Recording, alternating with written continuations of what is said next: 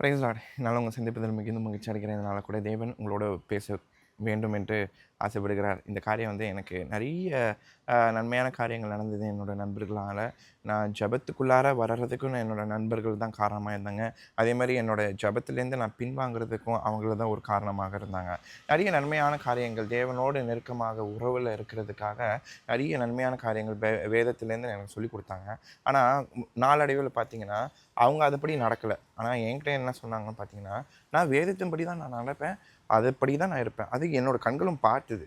அதனால் நம்மளும் அப்படி தான் இருக்கணும், நண்பர்களோடு இருக்கிறோம், நண்பர்கள் மாதிரி தானே நம்ம இருக்கிறோம் அப்படின்னு சொல்லிட்டு ஆசையாக நான் அடாப்ட் பண்ண விஷயத்தெல்லாம் அவங்க பின்மாற்றம் அடைந்து போகும்போது நம்மளும் அதே மாதிரி இருக்கலாமே அப்படின்ட்டு அதுலேருந்து நானும் வழி விழுக ஆரம்பித்தேன். அது எந்த இடத்துல போய் விட்டுச்சுன்னா, எனக்கும் கடவுளுக்கும் நடுவில் அந்த ரிலேஷன்ஷிப் பிரேக் ஆக ஆரம்பிச்சுது.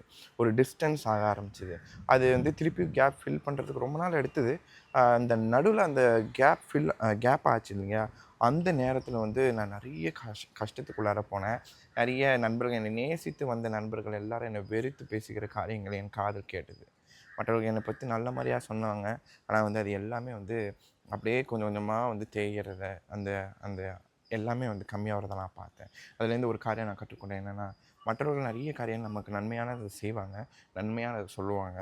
அதுலேருந்து அந்த நன்மையை கற்றுக்கொள்ளுறதுக்காக நம்மளோட வாழ்க்கையில் அதை செயல்படுத்தணுமே தவிர, அவங்க செய்கிறாங்களோ இல்லையோ நம்மளோட வழியில் போயிட்டே இருக்கணும்.